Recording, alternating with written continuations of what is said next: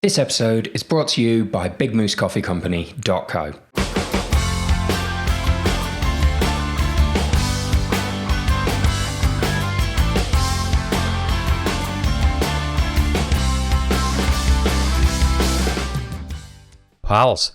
Pals, greetings and welcome to another episode of Everything Endurance. Thank you once again for joining us. I hope you really enjoyed last week's episode. Carla Molinaro was an absolute pleasure to talk to, and I love chatting to her about that amazing new record that she set. I can only imagine you guys got a lot out of it as well. She's inspirational. We've got a different episode to what we had planned today. I'm not going to lie. You know, a couple of scheduling snafus and all of a sudden you haven't quite got the guest that you thought you were going to have. But one of the things that I love about the environment that I get to work in and the people I get to work around is there is just always something interesting to talk about. So what we've decided to do today is bring forward a little bit the third part of the series we were doing on coaching with Kris King. I think you're going to enjoy this one. Today we're going to be talking about incorporating some strength training into your running training. And, you know, I've said running, this is going to be relevant to you, whether you are an ultra runner, whether you are someone who's like myself, maybe, you know, bashing out regular 5 and 10Ks and, you know, maybe not at the 50 and 100K mark yet. Maybe you're working up to your first big cycling event, whatever it is that you've been doing, you will benefit from building some strength training into your program, and that's what we're going to talk about today. Just like we did with talking about how you even start structuring a training program, just like we did when we were talking about nutrition, we're not going into absolute specifics here, the ins and outs of every particular movement that you might do with a set of weights. Aside from anything else, for you guys that are listening and listen to the podcast, that's really difficult to do, to explain all the ins and outs of exactly what a deadlift looks like. What we are going to be doing is explaining why you should be looking at strength training in the first place, looking at what massive benefits it's going to have to you, and talking about how accessible it can be. So, you know, in light of the fact that most of us have been locked indoors for the last few months, not everybody's feeling like getting back into a gym yet. If you're like me, I've never really enjoyed being in the gym in the first place. What we're going to cover today is a lot of stuff that you can apply to your day-to-day lives around your own homes. That's really going to help you build resilience and get away from being injured and improve your performances, whatever it is you're out there doing in the wild. For the benefit of those of you that are watching this on YouTube rather than just listening to it, you are going to notice that when I speak during the podcast, you've just got a static picture of my stupid face on the screen. I don't know what went wrong there, but it's Kris talking most of the time anyway, and you can see him in all his glory with his new lockdown locks flowing in the breeze. So, you know, doesn't matter too much. Without further ado, I think we'll get into this week's episode with another series of pals. Pow, pow, pow, pow, pow. Oh, that was good. I like that. Pal, pal, pal, pal, pal. It was a Cisco thong song, pal edition. I didn't recognise it, but of course it was. Well, thanks very much. No, that was good. It was, you know, when I do the pal thing on my own, it's only ever like one pal or pals. It's not quite got the same oomph as when there's two of us doing it. Oh well, it is what it is. But yeah, I thought I'd give Cisco a shout out on this Friday. Yeah, why not? It is Friday after all. Wherever you are, Cisco, hope you're well. I really hope he is now. We need to Google him. I hope he's doing well. I hope he's not one of those kind of celebs that's died off without anyone knowing. Oh God. So I'm sorry, Cisco. If you're still out there, we hope you're okay. And thank you for bringing the thong song to the world. How are you doing then, pal? All right, yeah, busy. Today is a mental day, actually, and no one knows why, and I can't tell you why, but we're about to sign some stuff and do some stuff, which is pretty epic. So I've been busy since 6 o'clock this morning, reading contracts and doing adult stuff. And literally 5 minutes before this podcast, just kind of hit the go button on that, and I can see my phone in the distance blurring, and actually I think that was a bling of my emails now, actually, so I better turn them off to be good to the listeners. Yeah, mate, come on, be professional. Sorry guys, because it's going pretty crazy, because I told them, I said yes, and then now I'm doing a podcast, they're all like, what? Oh. But no, it's exciting. It's going to be, I can't wait to pour a massive beer down my throat later today. So. Yeah, well, I having an inkling of what's been going on there today, I imagine there'll be a few beers around this afternoon, but that's for another time. That's it. That's secret special stuff. Yeah, fair enough. Well, this is a rare thing, isn't it? There's been a couple of times earlier on in this podcast when we didn't really know what we were doing, where we've said we're going to do a series of episodes, and I haven't actually quite got around to it. But here we are, part 3. Kris with his part 3 of his coaching series. We're actually here. I'm well excited. Well, I'll actually call you out on that because I got a message yesterday in the afternoon saying so and so's cancelled. Do you want to fit in? So basically, I was an afterthought. Is the actual truth of this episode? You're going to drop me in it. Well, I could just edit this bit out afterwards. You can, but it's not true journalistic reporting, is it? We hadn't necessarily intended to do that podcast today, but things change, and here we are, ready to go. So on one of the busiest days of my life, I get drafted in to do a podcast. I'm delighted, actually, mate. I'm only joking. I love coming in on the podcast, and I've even got notes again. Managed to get some notes up. So wow, fantastic. I like it when you've done your research. Yeah. Well, I always find largely it doesn't matter. You always find something to talk about.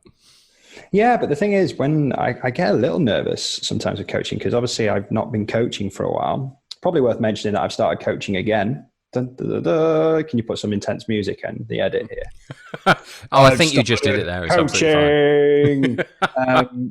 But yeah, I've got room for 10 clients. I put one little sneaky message out, like going, I've started coaching, and I've got room for 3.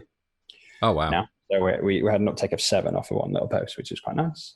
But yeah, the reason why I get a tad nervous about coach speak is because I feel a bit of like imposter syndrome because I've not been coaching for so long. I'm a bit rusty around the edges, I suppose. So I have to, ordinarily, back in the day, I wouldn't have had to make notes. I could have waffled about this forever, but I just thought I had to do a little bit of stretching prior, just to get the brain moving again of like things that we can discuss and talk about. Well, mate, you've got 7 professional coaching clients waiting for you now. It's a good opportunity to brush up. Yeah, I mean, in reality, it used to be like 30 to 50, but I'm a bit more time constrained now. But we've actually got some really cool coaching stuff coming up, which is another thing that we will talk about more. But, I said in a past episode, we're working on some stuff of bringing some really cool coaches together to create a bit of a thing. And it's happening. We've got 2 other coaches confirmed, ready to rock. Just need to get my pen out and start writing again. And in order to do that, I'm just taking a couple of clients on just to flex and get back in the game. Flex. So, I like it. Flex. Yeah. So we're it's all good. It's all good. So ready to. I can't remember what I've made notes, but I don't know if it's relevant to what you want to talk about. Well, that'd be a bit of a turn up, wouldn't it? I mean, I've already put the title together for this. I've created the cover graphics. Let's hope we both plan the same episode. So we're going to be talking about strength training for Ultrarunners today, aren't we? Okay, that worked out quite nicely then, because that is what I've started talking about. I figured that's what it was. But that would have been absolutely brilliant if you'd just written something completely different in there. Sorry, I thought the podcast that we were going to do today was the one on Belgian monastic history that we talked about a couple of weeks ago. Or I've started writing a true crime podcast. No. Yeah, I thought it was going to be about the brief overnotes that we discussed on that Malcolm Gladwell podcast last week. We're saying stuff here to make out that we're intellectual for the people at home. Everyone knows that we're just sitting around looking at TikTok in between these. Yeah. Oh well. Okay, so we are talking about strength training. We've established that. That's good. Yeah. So we've discussed writing your own program. Basically, the podcast we've done, I'm writing myself out of a job because I'm telling people how to do stuff with how I coach. But, it's the same thing. Inevitably, at some point, people need coaches, and I'll always have a phone number for people to call. But ordinarily, there's a lot of space before that where people can do their own stuff. So we discussed how to write your own training program, how to consider, all the different variables of what you'd need to do to be your own coach. Then we discussed the basics of nutrition, didn't we? And how it's often overcomplicated and how we can simplify it. And hopefully we can do the same with strength work, which is probably a bit more of an unknown area for a lot of runners because they don't either do a lot of it or have never seen need to, or have kind of just muddled around with it.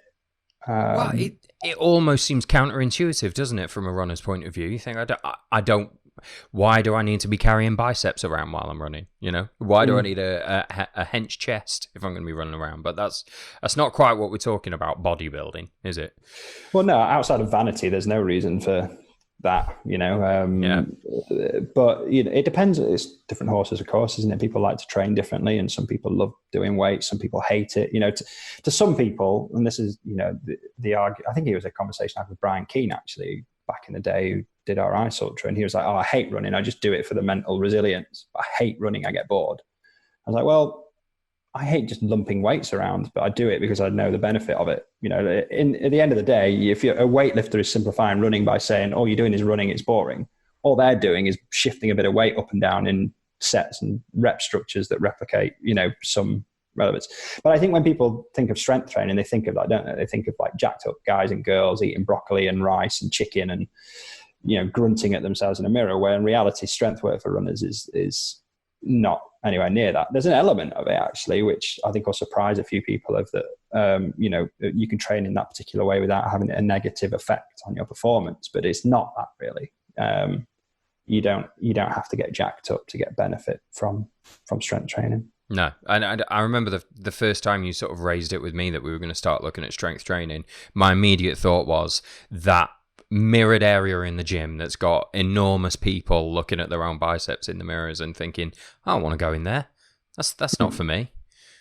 Yeah, and like when you look at our runners in particular, like sitting in a four-walled place and not doing much is like an idea of hell. Our guys like to go out on the trails and stuff like that, you know. But there's ways in which you can do it and ways in which you can just make it a minimal part of your week that have some massive benefits.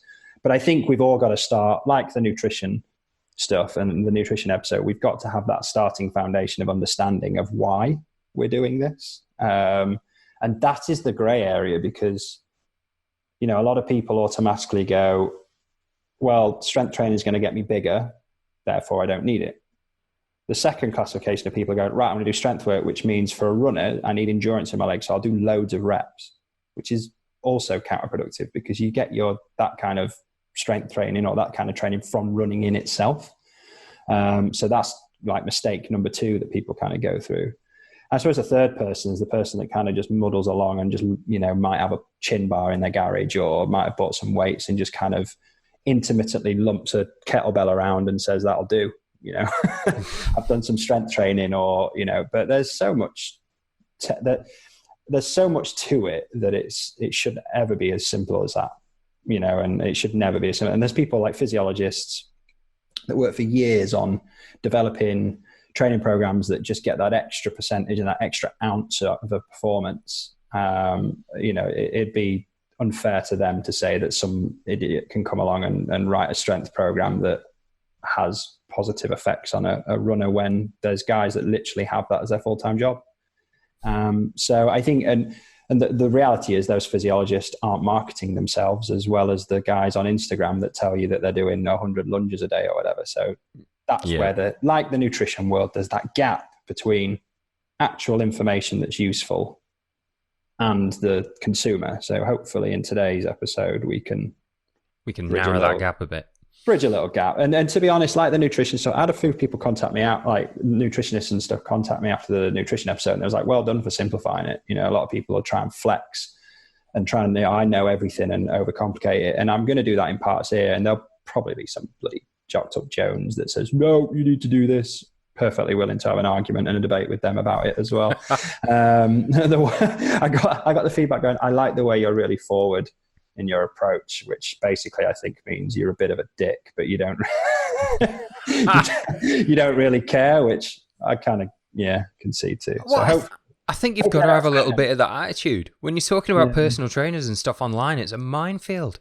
People really snipe at each other.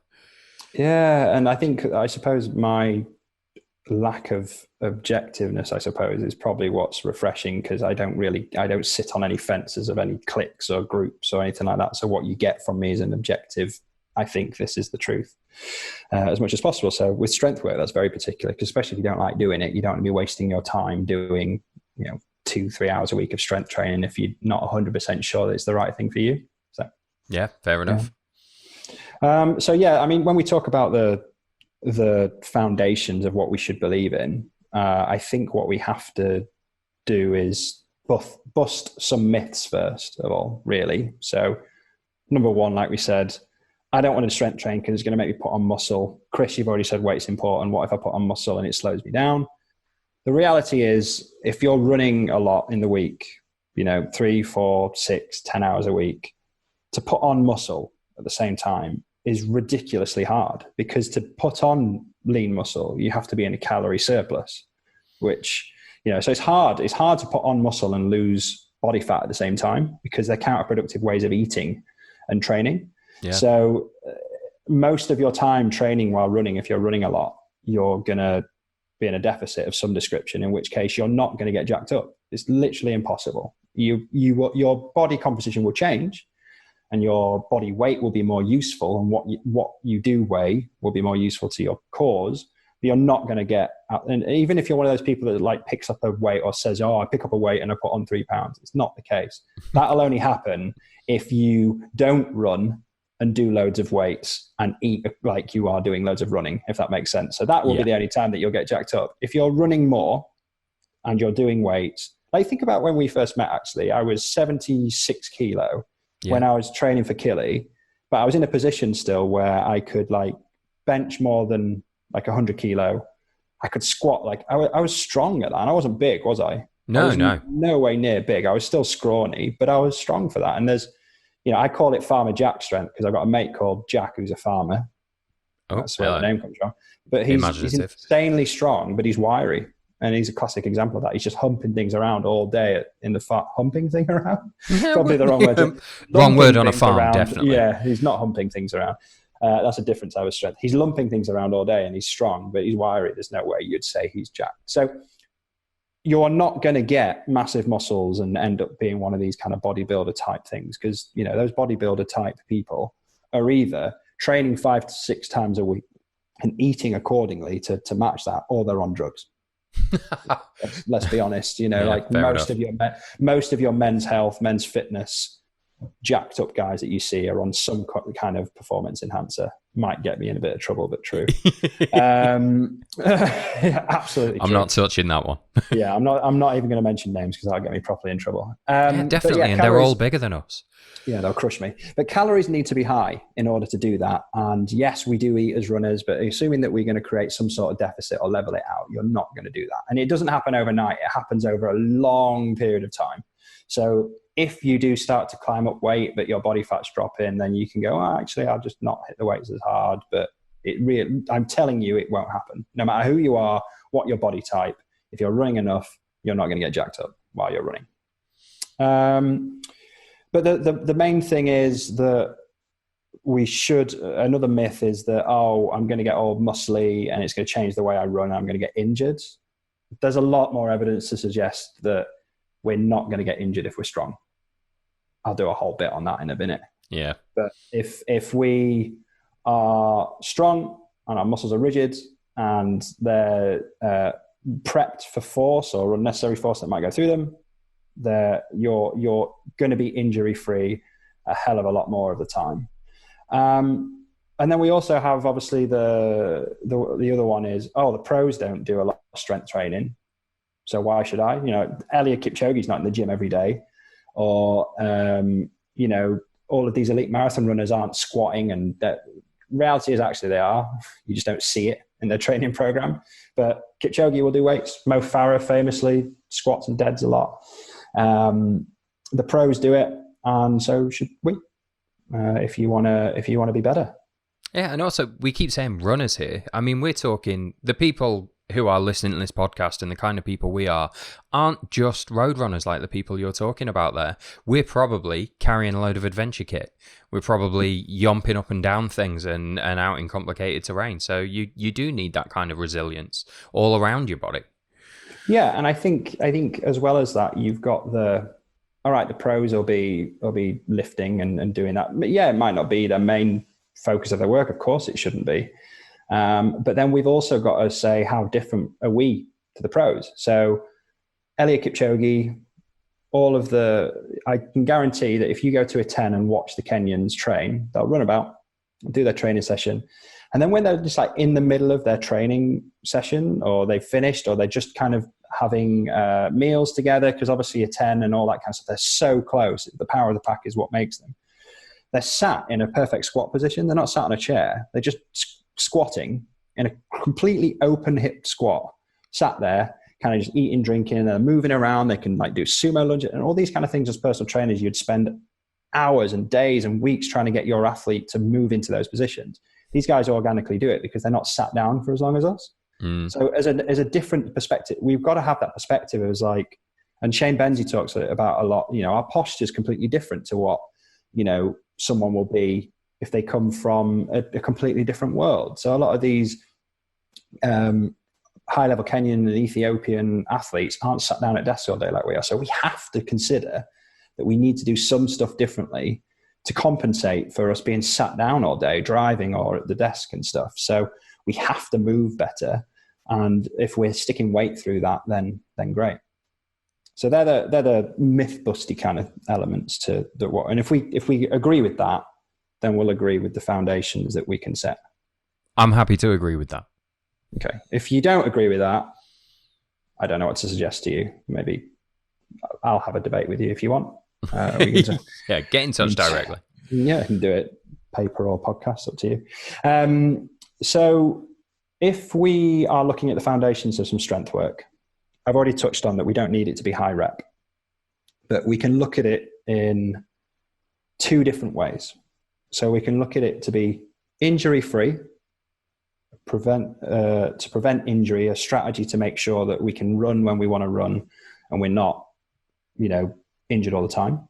Yep. We can look at it that way. And we can look at it to improve performance. The way that you train has some crossovers, but they're different as well.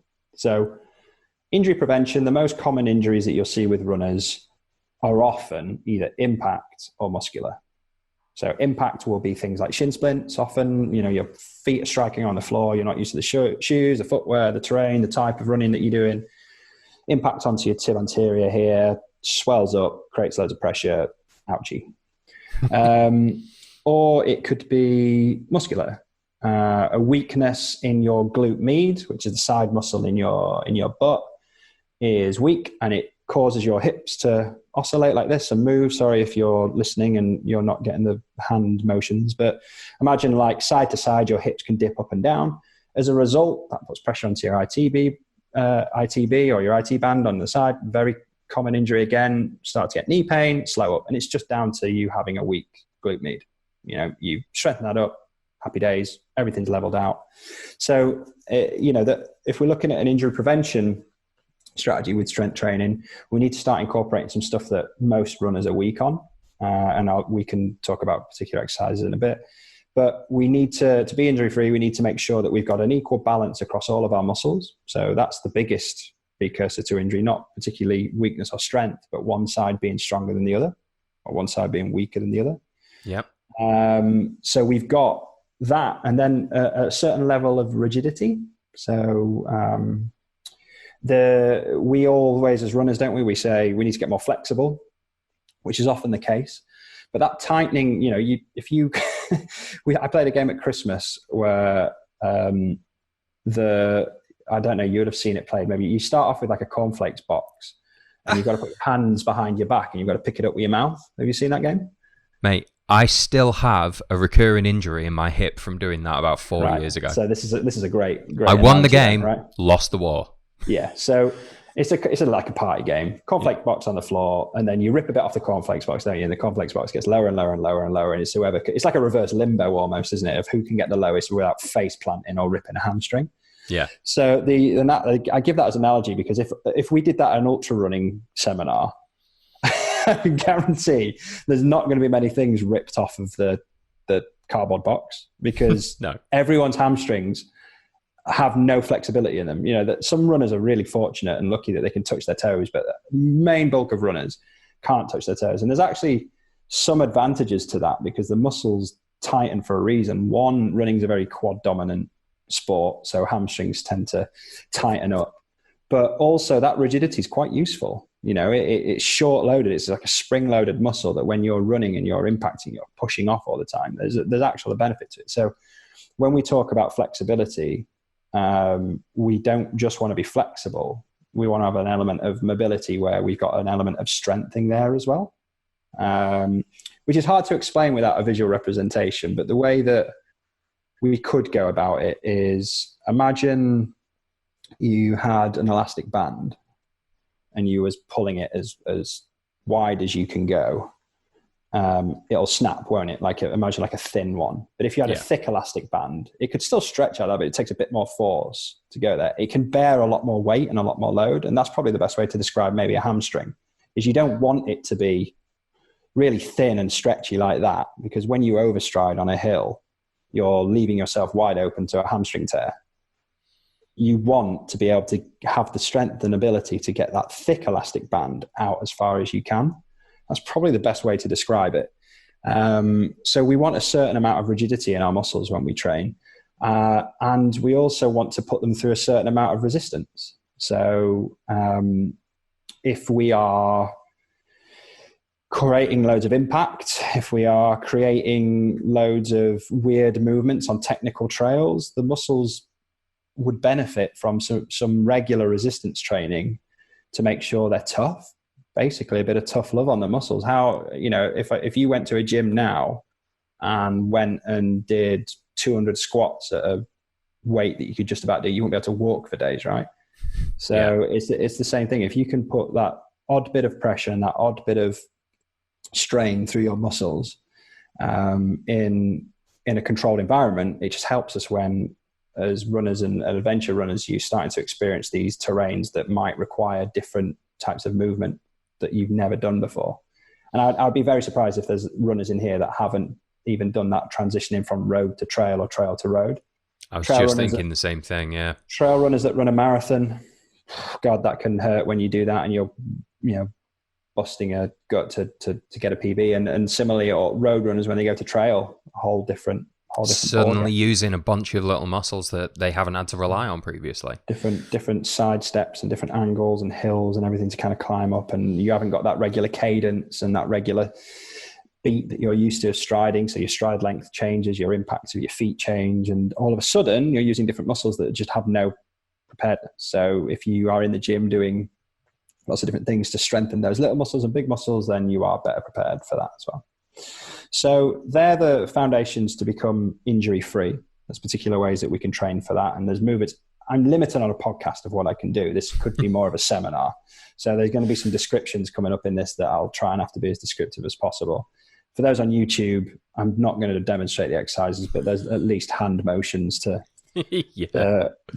help us out. But then the other one is to improve performance. So we've got training to become injury-free. And then we've got training to improve performance, which you could argue by being injury-free, we are improving performance if we can get the most from our training. But then we can look at particular things like vertical clearance from the floor. If our muscles are stronger and they can produce more power, meaning that they can create more force, it would be said that you could clear more distance off of the ground. If you clear more distance off of the ground and you get that sweet spot right, like a pro, you're going to travel further with every step. If you travel 2, 3, 4 millimeters further in every step, that equates to quite a lot of distance over 60 miles. So we look at it like that. And we can also look at it as, so when we do a lot of sprint training, we're looking at absolute output and working on things like that, our explosive strength. That can have huge benefits to what we can put out in a 10, 20 or 30 second burst of training. So again, 30-second sprint could look wildly different from someone that does no strength training to someone that does, because that first 2 or 3 seconds, your guy or girl that's done strength training is already 2 to 3 meters ahead, just because of that initial whack of ability for muscles to do that. And there's no counterproductive, I would argue anyway, there's no counterproductive thing to that in running. It's not going to slow you down any. We've already discussed that the weight isn't an issue because the weight that you've got is good. And outside of all this, if your muscle is higher, your metabolic rate increases, your body fat is more likely to stay lower. there's all the added benefits from what we discussed in the nutrition one. By having a higher muscle mass, body fat should stay lower, resting metabolic rate arguably could be higher because your muscles require more calories to, maintain themselves and stuff. And we're golden, there's an aspect of it as well. So injury free and improved performance are the two different avenues in which we can train. And they're the aims. So injury free, muscular balance, making sure that we're nice and balanced, rigidity through the muscles, plenty of resistance or used to resistance, so we can also be adaptable as an athlete. And it creates a more diverse performance, I suppose, if we need it. And then to improve performance, we can look at our explosive strength and power and our vertical clearance from the ground. Brilliant. They're the two methods. There you go. You didn't even need any visual diagrams or anything. No, but I can hear everyone that's listening going, well, how do you do that? You idiot. So how do you do that? Well, you have to take up Kris King. No, I was going to say that if we were one of those commercial podcasts. That would yeah, well, I do have 3 coaching points available at the moment. Mm-hmm. Yeah. But I suppose we can go. There's more ways than one to skin a cat. But to be injury free or to prevent injury through strength training, we have to be able to move well. And it's a very namby-pamby term, move well, because what defines move well? Who makes that definition? Who says outside of a yoga instructor that you can move well or not? And the way that I would put that is: can you touch your toes? Can you do press ups? Do you make a noise as you stand up because you're knocking on a bit? Can you climb? Can you like the way I describe it is play? Can you go to a park, and if you hit a playground, can you move around it well? Can you swing? Can you hang? Can you stuff that CrossFitters can do? CrossFitters would have you'd put them in front of a play rig and they'd be climbing all over it and lifting stuff and muscle ups and all that kind of stuff. I'm not saying you have to do a muscle up. How well do you adjust on those kind of things? Can you move well? Do you feel like you can move well? I'd argue that most of us as runners don't. I can barely touch my knees. Yeah, so we have to be able to move well. In order to do that, we have to move well regularly or move just slightly better. So yoga is a great thing to do for runners. I'd recommend that every runner should get into yoga. It has that transferability if you find the right type of yoga for the mindset stuff. So I don't like the whole hippie yoga kind of stuff where you... There's no crystals in the room when you're doing it. Is what I'm sensing here. No, if there's a scent or some oils being rubbed about, I'm out. But if it's like a sport yoga, and I probably use yoga all wrong because I'm the only guy in the room that's like, come on, motherfucker. But 3 more. Yeah, but if you can find a yoga class like that, which there's plenty of things online that you can do, or there's classes near you that you enjoy, go to that, because it's a way of fun stretching, I'll say, that kind of forces you to do it in a 30 to 40 minute session. Anything over 40 minutes, even myself, I'm like, I'm done now. But I would say I've recently started a bit of yoga myself. So I'm just doing a first 30 days thing at the moment. I'm about, 15, 20 days in. And what I'm finding up to this point is a lot of the poses they are moving you through and the sequences that they move you through are very similar to the stuff that you did with me when we were first looking at strength and mobility those years ago. Yeah. So preparing someone to be able to do some strength training is very much like starting them with some basic yoga positions, because that's the thing is that we've got to bear in mind as well, is like, what exercise should I be doing? It fully depends. If you can't even bend down, you shouldn't be doing a deadlift. Yeah, we should be doing regressions of a deadlift to be able to get you into a position to deadlift. If you can bend down, great. We can start picking weights up and go. So what you should be doing as an exercise is completely relevant to your experience. But if you look at yoga in particular, they're just movement patterns and movement flow. So I created about 20 to 30 different movement patterns that would prepare someone to lift weights. But they would be different versions of the downward dog, what do they call sal salutations? This is how my yoga knowledge is pretty pants, because I don't know the names of them all. But I would call like an open-ended squat with a reach and all these kind of things. Movement flows are incredible. And there's all books about it, like the supple leopard and all these kind of things that kind of go into these movement patterns to replicate how we should move as humans. But yoga is probably the most easy, accessible, commercial way to do it. Or Pilates, if you're looking at a more gentler version, to just move well. Just move well. And that, in terms of injury prevention for runners and strength training combined, you're adding your body weight and putting it through some pretty ropey positions that feels uncomfortable. You're already starting off on a decent strength training program. So I suppose what you're talking about there often as well is you're using those muscles at the extremes of their extension, if you get what I mean. And that's likely to be where you get injured. It's going to be where your landing foot has slipped forward from where you thought it was going to be, or your back foot's moved further away and you are stretched out beyond what's normally comfortable for you. Yeah, exactly. And like we said, the types of injury are overuse from overtraining, stress, fractures, pressure points, all that kind of stuff, which comes from overuse. There's the accidents and falls, which are trips, slips, overstrides, all those kind of things, which result in tears, sprains, and to be honest, you can't prevent. Doing all the strength training in the world, if you roll your ankle, is not going to stop your ankle from hurting. But you can prevent the amount of times you do roll your ankle, or what happens to your ankle when it does roll. It might not snap off if it's not weak. So we've got to bear in mind that when we're doing yoga and stuff, all we're doing is we're extending the length of our elastic band out. And that's why I say to people, never stretch after a run, because if your muscles are tired and fatigued and you stretch them, just like an elastic band, if you get an elastic band and just pick it off the table, yank it as hard as you can, it'll snap. Where if you do this and you warm it up and then slowly take it out, it will get further. But you're also likely to snap it if you think, in terms of like our sense, because they're warm, you're stretching, you shouldn't actually be in those end ranges because you don't normally sit there and then you go. So I've actually seen a couple of runners do their hamstrings in after a run where they're fatigued, they're shot to pieces. These, analogy again, elastic bands are so weathered and torn from a performance, and then you go to stretch it and thinking it's going to help, and whack. And boom. Yeah, so what yoga does is it extends your end ranges, and the further you can extend, hypothetically, the more flexible you are, the better you move. And then we're in a position where we can start putting weight through it. Yoga obviously depends mainly on body weight, and there's an insane stuff you can, you'll have seen yoga guys and girls doing like planche push-ups, which is like the press-ups with no feet, handstands. That is an obscene amount of weight going through those muscles. There's an element of technique, but there's some of those which are insane. It's their full body weight going through tiny muscles.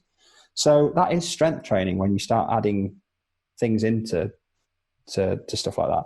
So once we are in a position where we're extending those ranges and we've got a decent range to work from, a decent foundation, is when we can start adding weights into it. So we can start doing deadlifts and we can start doing squats and we can start, if we want to, doing bench presses or pull-ups and things like that. So move well, and that's tip one. Move well and move dynamically. Make exercises movements rather than static stretches. I'll never statically stretch. So a static stretch, which is probably the most common, is grabbing your foot and behind you and like bringing it to your bum, right? It's the obvious, giving your quads a bit of a stretch. The obvious quad stretch of choice. What I would do if I wanted to free my quads up is I'd sit on I'd kneel, basically, full kneel. And if it was putting pressure, put my bum onto my heel. And if it was creating pressure, you can put a towel under your foot and then lean back and forward, and it's a movement. It's just a rock that stretches out that quad. Hamstrings, rather than doing a static hamstring kind of go down and touch your toes position, I'd go into what is almost like a single leg kneel, hug my leg and sit back and move with it. As long as you're not bouncing, it's a dynamic movement that each time your range is getting further. So that's why yoga is good, because you move, don't you? And then you hold. Yeah. The time in which you hold is dependent on the yoga class you're doing. Sometimes it's like 10 seconds, sometimes it's 3 minutes. But then before you know it, you're scuttling around again into your next position, aren't you? And you're moving around. So that's why that's a dynamic flow of movement. And that's what we should be doing, because that's more useful to runners.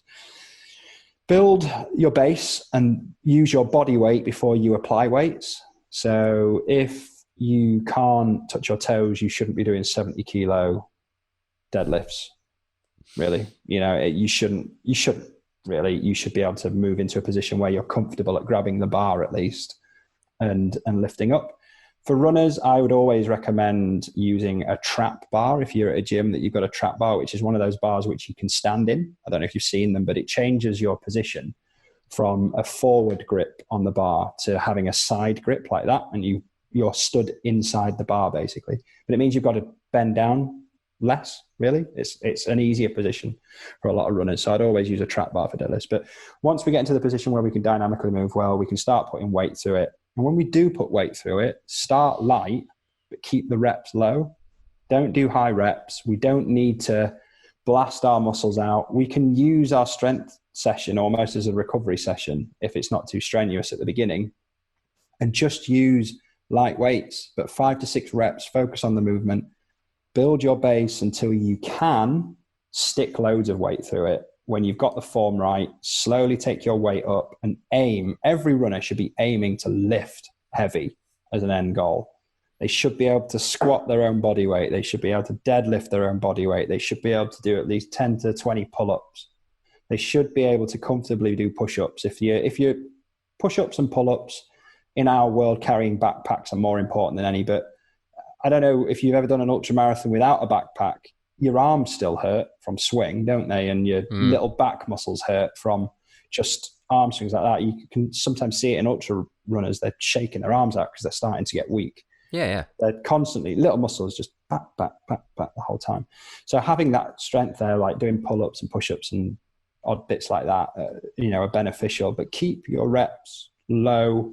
There's no need to do high rep. There you go. Take that. Yeah. So ideally 3 sets of 5 sets of 5, and the weight should be adjusted to your capability. Use good form as a measure. So you might be able to squat, there might be someone here. Oh, I go to the gym a lot. I can squat 100 kilo. Great. But can you do that with good form? Do it with good form at 60 kilo for 5, and then so to 65 and 70 until you can do 100 kilo with pristine form. Going back to this free weights area of the gym with all its intimidating people, and I had the impression that when I first started strength training, that if you weren't, grunting and looking in your face like there's a good chance you're going to foul yourself in the middle of the gym, then you're not working hard enough, you're not lifting enough weight. And it's just not the case at all. No. And the thing is, like, if you're intimidated by that, there are gyms out there. There's loads of great gyms that haven't got that grunting and lifting. And you're not, realistically, as a runner, you're not going to be needing the weights that they've got in these kind of spit and sawdust gyms. You need your body weight in weights. So it's not going to be a lot, 100 kilo tops for probably most of our listeners. Between 70 and 80 kilo is what you need access to. When you get that good, you can start all this with a kettlebell. You can get a 10, 20 kilo kettlebell and start putting the weight through your body. And we are going to be creating video series on all of this. So, I'm going to create at least 20 videos of movement flows that runners can do. And I'm going to create at least 20 to 50 videos of little mini circuits that people can do at home with minimal kit. So we are going to get there when I get the time. But in the meantime, just focus on the core movements and just don't fall into that trap of having to do loads of reps. Think about it. Like Monday, you go out for a run. Tuesday, you go out for a run. Wednesday, you go out for a run. Thursday, you're in the gym and you do like sets of 20, 3 or 4 times.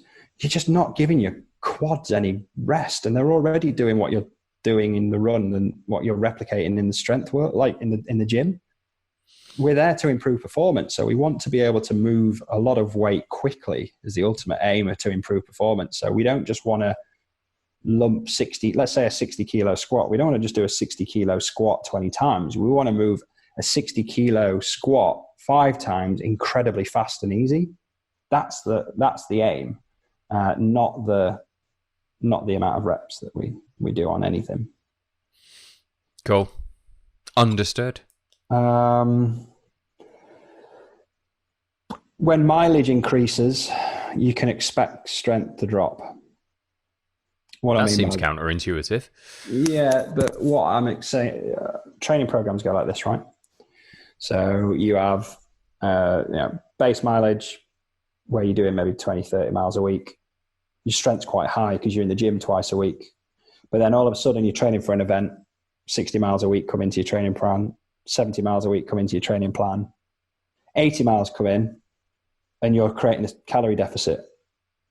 Yeah. Because you're running more and you're struggling to catch up with the food. Your body weight's coming down because your body fat's dropping. Organically, your body goes, you just get rid of everything. You might lose a little bit of muscle. And that's why it's quite important to just track your body composition to just get general vibes of where this is going. But it is normal for your strength to drop when your volume increases. So you've just got to accept that mentally, because it's quite disheartening when you're just seeing your strength zap away from you. And it's not a bad thing. It's either your body adjusting or you're just not eating enough calories, but that deficit in calories might be more beneficial for the training event that you're doing. And as you're getting closer to an event, that strength training is probably going to lose its priority anyway. It's probably going to dip down from maybe 2 to 3 sessions in your off season down to 1 and a yoga class. So it will drop, but as long as your base strength is the same. So hypothetically for me, I would never let my bench get below 70 kilo out of principle. Just because that was a point where I didn't want to lose that, or I didn't want to ever lose the ability to not do 10 pull-ups. And I didn't want to ever lose the ability to not be able to deadlift and squat my own body weight. So it might sound quite show-offy. I will explain. I did work in a gym at the time, so I did have a bit of added bonus to having weights accessible to me and stuff like that. But that was just a standard I set for myself, and it doesn't have to be like that for everyone. But the higher you can have that base level of strength, the easier it's going to be each time you want to take your strength training up. Makes sense. It does now. It didn't when you first said it, but that makes sense. Yeah. So I think it's just a byproduct of just doing loads of mileage. And again, so you argue, you go, well, if you got Jim Wormsley, who's arguably one of the fastest runners in the world, and you asked him to bench press something, I bet it's only like 40 kilo. Why does it need to be 70? 70 would have too much muscle mass on him. It's like, yeah, but Jim Wormsley's Jim Wormsley. He runs 160 mile weeks and he runs all of them bloody fast. If you watch footage of Jim Wormsley, every stride he does isn't a shuffle. It's a racing stride. Heel is up to his backside. He impacts the floor heavily. He doesn't just run ultras to run them. He races every step. He's a different athlete to me or you. So, well, what the benefit we've got to strength training is the fact that we don't get as fat. So we just have to look at ourselves as an athlete, look at ourselves internally. And it could be argued that if Jim did do some benching, who knows, he might be strong. We don't know, but he could be incredibly strong. And he might Jim, if you are listening, some Kimball kind of Kimball does 2 strength training sessions a week. And he's not slow. No, we've seen him. He's rather rapid. And if you're looking at like that as inspiration, if you're a bigger guy, Kimball does not look like an ultra runner. He's 6 foot, 3, 4, size, At God least. Knows what feet. They're canoes. Yeah, They're look not at a shoes. picture of him on the last podcast episode he did, and look at his feet. They're insane. He's not an ultra runner in terms of his build. He's big, but he's still rapid and he's strong as well. So yeah, that kind of disproves that theory. Now, granted, if you are massive with muscle and coming from a bodybuilding world, you'll probably have to scale back a bit, but it shouldn't affect you too much. So that's that. Make it diverse is probably another top tip. So there's nothing more boring than doing static stretching. There's nothing more boring actually than doing an hour in the gym, in my opinion. In and out within 30 minutes. Yeah. I used to own a gym and I found it boring. But if you are in and out within 30 minutes, you have a very particular focus and plan to your session, and you're making it diverse in the sense that your training is always moving around and you're not just going in and doing the same session week in, week out with the same weights. There's no progress.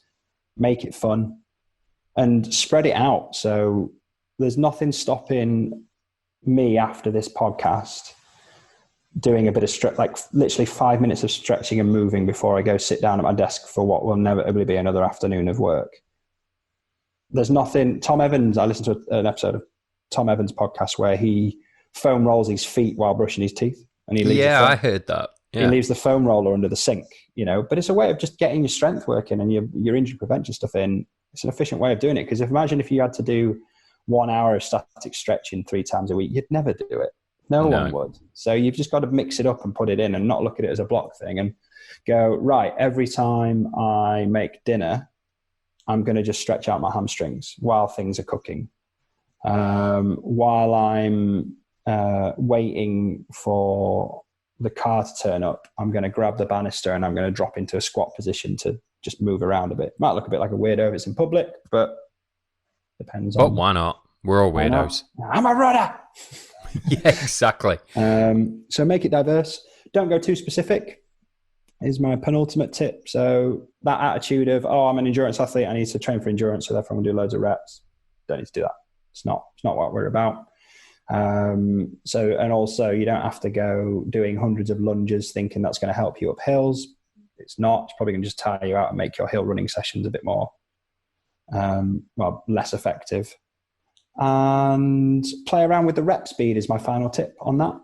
So don't just, the variables in which we've got obviously are reps and sets, which I've already said, sets of 5, sets of 6, 3 to 5 sets. We've got the weight that's a variable in which we can go up or down depending on how strong we are. Most of the time, what people will look as their first variable is reps, increase and change the reps. But don't do that, and have as your third variable the rep speed. So you could do really slow on the way down on the negative movement, really fast on the push or the pull or whatever it is, and change them out with your rep speed to get better results.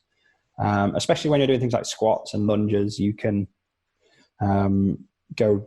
If you imagine a very static lunge, you can drop and say you had a weight in each hand, you go down really slow, but then you push up nice and quick and just work on that timing of your muscle, just releasing them back up like that. So there's different variants and variables that we can do on even the exercises that we do as well. So plenty of ways to keep training fun and diverse and different.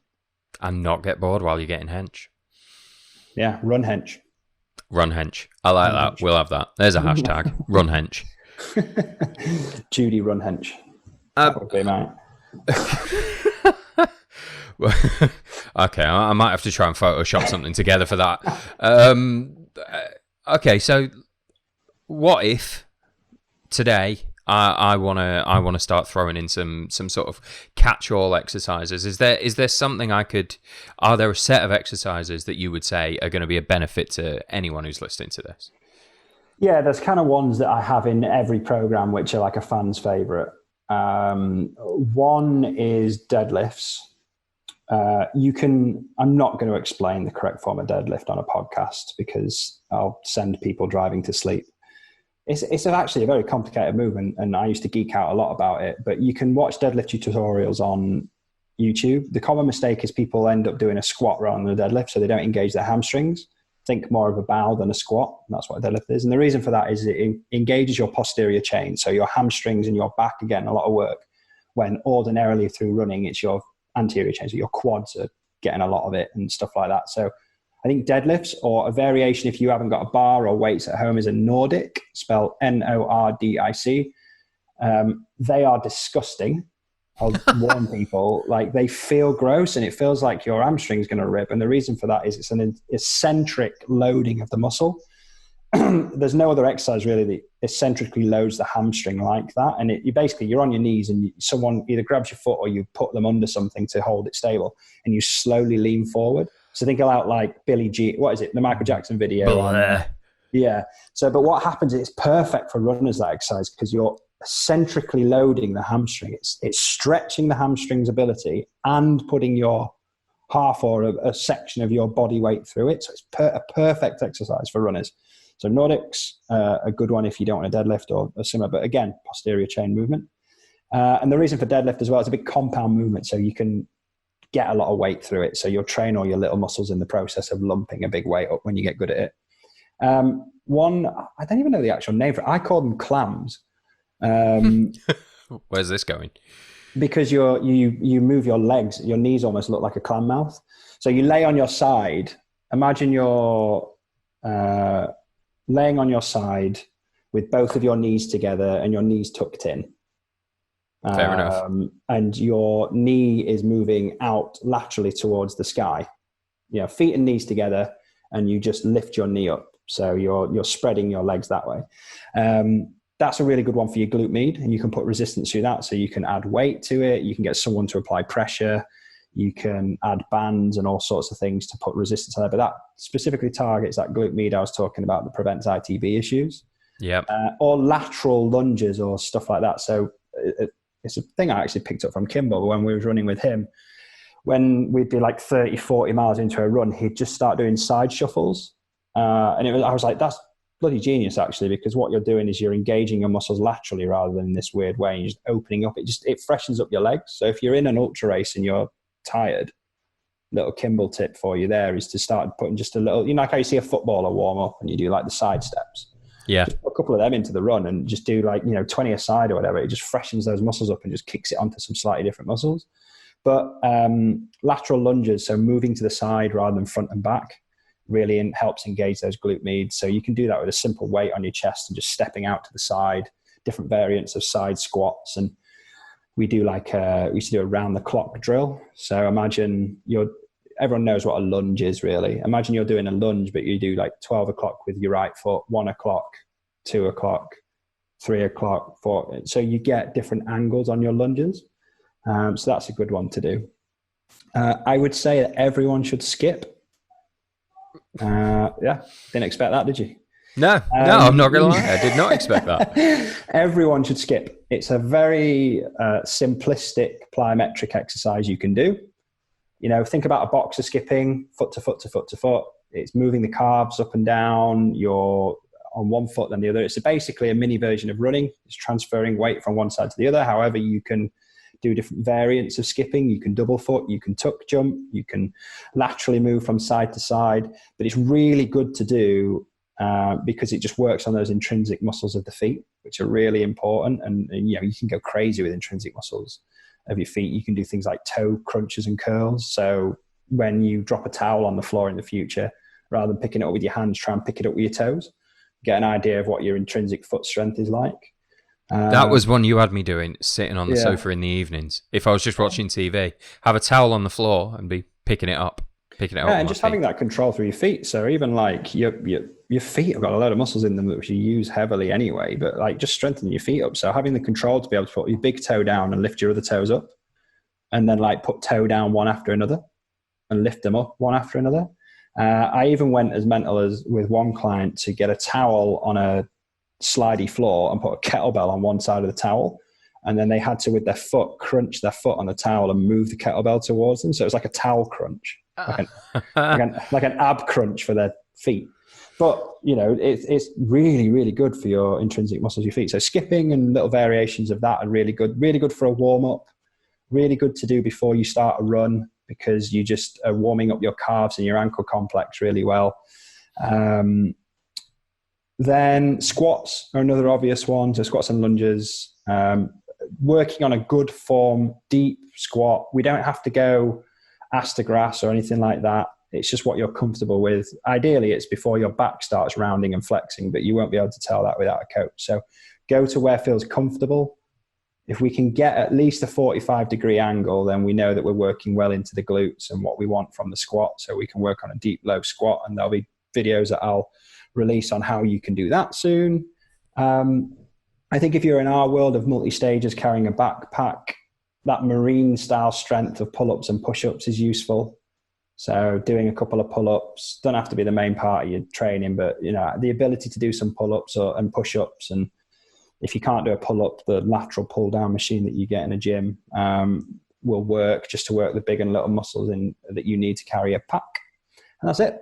They're probably the go-to ones that I have in every program. Outside of that, it depends on, again, people's ability and what they want to do and what they enjoy.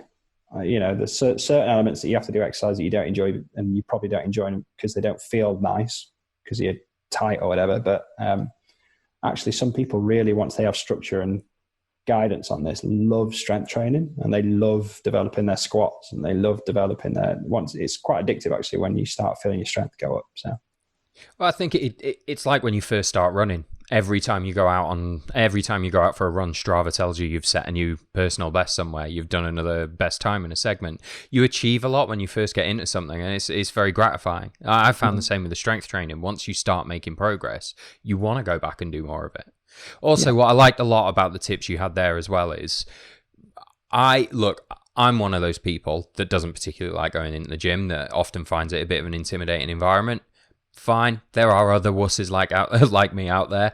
Also, not everyone's fallen over themselves to get back in the gym yet. You know, we've had a year where you've been keeping out of public spaces like that. What you're describing there is all stuff that any runner or hiker or whatever else listening to this right now could replicate in their front room. Yeah, and it's a research thing. So if you want to know how to squat properly, you can go on YouTube and you can find hundreds of people that teach you how to squat. Now, some are right, some are wrong, and or some are good and some are better. The ones that are wrong tend to have a bit of cause, but find a trusted personal trainer until, like, we're going to do it eventually, but find a trusted source that you have a trainer don't go off following, but go off of like a loyal following of people that are possibly respected in the industry, and follow them and pick up the correct form to a squat. One of the things that might not be useful so much to the runners, but coaches that are listening to this, is that every exercise should have a progression or regression. So, for example, if someone can't do a pull-up, every trainer or coach should have 6 or 7 exercises that are easier than a pull-up that can build them to that. Similarly, once someone can do a pull-up, how do you progress them from that, without just sticking more reps or weight on? So what you would look for in a decent program, a decent strength program, will contain a couple of things, and obviously the right kind of exercises prescribed to the runner to help develop, performance and prevent injury. But also they will have things like unilateral work, so single arm, single leg stuff that works on control and balance. And I don't mean like standing. A pet hate of mine is bloody Bosu balls and all that kind of stuff where they're saying that they're conditioning their foot, like slap them in the head. That's an example. You'll see that one muppet on a Bosu ball doing shoulder presses or something, saying it's specific to their running. I just want to pull it out from underneath them and go, you're making it too simple. It's not as easy as that. Stop insulting everyone that bloody does PhDs in this. If it was that easy, it wouldn't be a topic of discussion. Yeah, very, very true. But rather than, I've lost my train of thought now. I've got that angry. You got that angry at Bosu balls? Yeah. Regression and progression, wasn't it? Yeah. Sorry. Unilateral work, single arm, single leg stuff to help control balance. And that's good if you don't want to go to a gym, because if, say, for example, you've got a 10 kilo weight at home, which is an accessible weight that people can get, and it's becoming too easy to squat with, you can change it to a single arm lunge or squat and put that weight through one leg, or through a different angle and stuff, and it all of a sudden becomes a viable weight without having to purchase anything. Skipping you can do with the skipping rope. I've got one here that cost me £1.50. It's one of those nasty ones as well. If you don't jump high enough, it tears the skin off your feet. So it's good. No, that's good. And it's an incentive to work harder. So yeah, great. All the body weight stuff and yoga can be done with a mat at home. And there's enough, through lockdown, there's enough trainers that are providing sessions at home. And even if you want to pay for it for some decent stuff, there's a subscription. I use Allo Moves, because yoga in a yoga space is often quite expensive. So I use a thing called Allo Moves, which is like $150 a year, but you've got 1,800 or so classes you can do on that in 20 minutes to an hour. I'm not on any commission, by the way, before anyone goes. Pull-ups, they might not be able to do at home, but you can get a pull-up bar in the house, or you can find a wall to do variants of. So they're all good to do at home. But then if you're looking at progressions and regressions as well, you also want, as well as unilateral stuff, you want a brace in there. So a brace is, imagine you're stood with a slight bend in your knee, and I walk up to you and push you and say, don't move. And you've got to brace that position. Or I might get you in a lunge and you've got to hold a resistance band, and you've got to hold perfectly still, and I'm going to go fucking crazy on this band to try and move you around. One of the common warm-up games we had in the gym was a broomstick, and you'd get 2 people that would basically wrestle with it. So one would try and keep it straight, and the other one would try and move it, or try and move the person. so you're basically bracing against each other. Or that it's a plyometric. The plyometrics are great for runners. So you might have you have to catch something and stop straight away. You might have to just stick on a position. So you'll see that a lot of boxers do that. They'll jog on the spot and they'll drop into a lunge and they've got to stick it. So a brace like that is good. Unilateral brace. A reaction is always quite good to keep training fun. So you would give cues to a runner, touch the red cone, touch the white cone, touch the yellow cone, do it in this way, do it in that way. And they've got to react nice and quickly, which adds an element of control into the movement. A reaction also can go with that.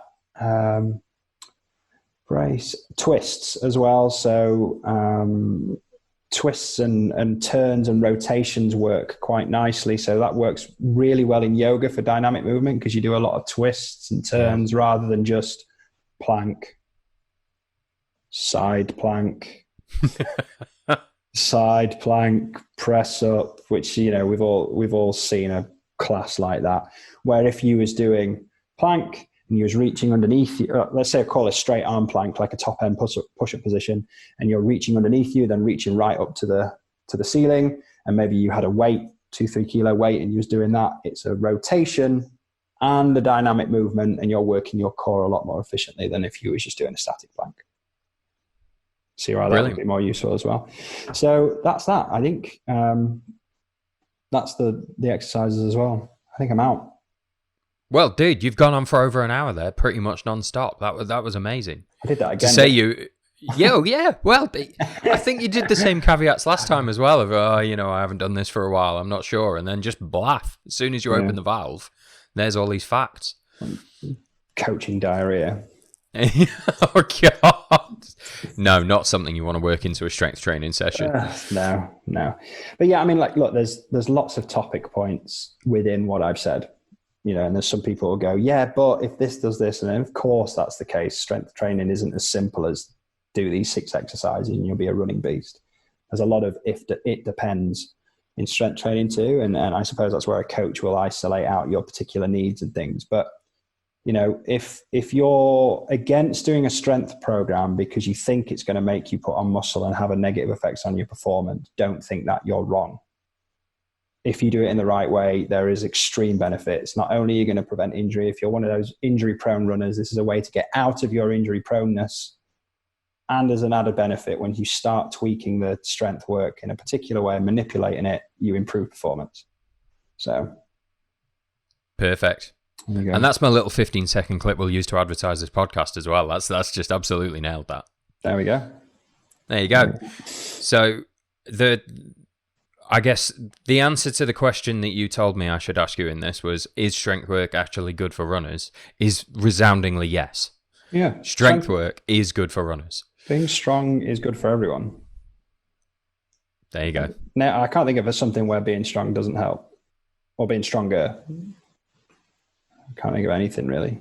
No, and usually I'm the pedant in this duo. I'd have been able to think of something, but even I'm struggling right here. If you were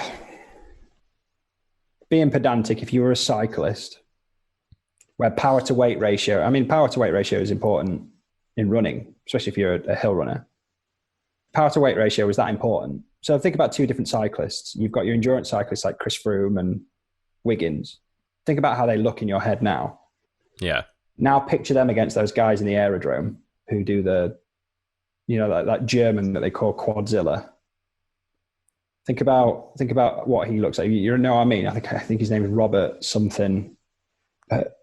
Google Quadzilla when you finish this. Quadzilla cyclist, or German sprint cyclist, and look at the size of that man's legs. It's insane. Yeah. Would he win a Tour de France? No. Is he a very effective power cyclist? Yes. Are his legs that big because he trains in a very specific way, eats in a very specific way for his sport? Yes. So you could argue in some sports like cycling and F1 maybe, where weight is absolutely everything, but it won't mean that they're not doing strength training. They just change the way that they do their strength training to really focus in on keeping their weight consistent and being injury free. Fair enough. So unless you're Chris Froome or Quadzilla, strength training is good for you. No, it's good for them. It's just done in a different way. I taught myself out of my own argument. Yeah. Oh, wow. Okay. Well, I was trying to make that a little coherent conclusion, but that's gone. I started off with I basically thought out loud and said what I thought maybe that's bad, and then I actually said no, it's not in the end. So no. So it's always good. There you go. Good. Let's just go with that conclusion. That's the conclusion. We're pro strength. Strength is a good thing. Yeah. Cool. Right. Well, I've got to go now and finish up some adult stuff. So. Yeah. Fair enough, mate. I've got to go now and turn this into a podcast. Is it going out today? Yes, mate. This is going out today. Oh, get ready, folks. There's some important stuff coming soon. Oh, yeah. Yeah, big time. Yeah. I know. It was killing me at the start of the episode where you were saying you can't talk about it. But we really can't talk about it. Yeah, but we really will talk about it soon. But we really can't talk about it now. My signed disclaimer is terrifying, so I definitely can't talk about it. No. But it's coming. Hashtag NDA. And then it's going to get all sort of exciting. Right, I will go now. See you later. Yeah, no worries, mate. I'm out. You have a good afternoon.